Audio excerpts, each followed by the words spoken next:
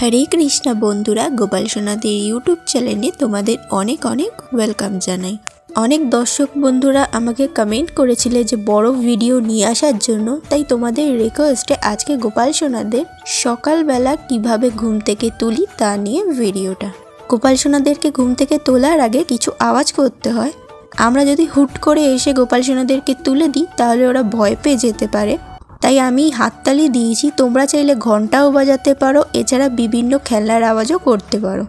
এরপর আদর করে যত্ন নিয়ে গোপাল সোনাদের এক এক করে তুলে দিচ্ছি, ঠিক যেইভাবে আমরা আমাদের বাড়ির ছোট্ট বাচ্চাদের ঘুম থেকে তুলে থাকি, তাদের ভালোবেসে আদর করে যত্ন নিয়ে। ঘুম থেকে তোলার পর এই বিছনাটার মধ্যে বসিয়েই ওদেরকে আমি এক এক করে সোয়েটার পরিয়ে দিচ্ছি, না হলে বাইরের ঠান্ডায় ওদের হুট করে ঠান্ডা লেগে যেতে পারে।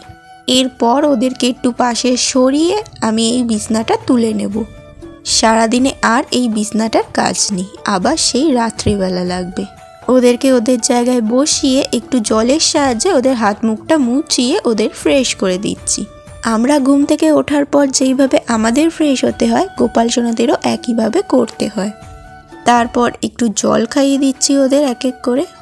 একটু পরে যেহেতু ওদের ভোগই দেবো, তাই গ্লাসটা পাশেই রেখে দিলাম। সকালবেলা উঠে দেখবে ভালোই ঠান্ডা লাগে, তাই ওদের এক এক করে টুপিও পরিয়ে দিচ্ছি যাতে একটুও ঠান্ডা না লাগে।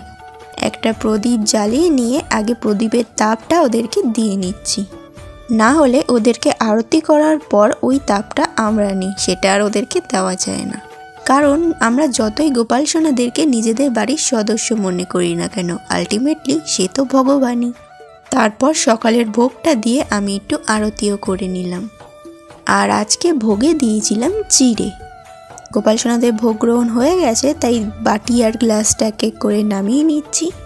এটো হাত মুখগুলো ওদের মুছিয়ে দিলাম, তারপর ওদের প্রিয় বাসিগুলো ওদের কাছে আবার ফিরিয়ে দিলাম। তো বাস, আজকের ভিডিওটা এইটুকুই। তোমরা আরও কী নতুন নতুন ভিডিও দেখতে চাও অবশ্যই কমেন্ট করো।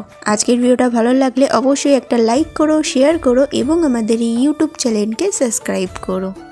রাধে রাধে।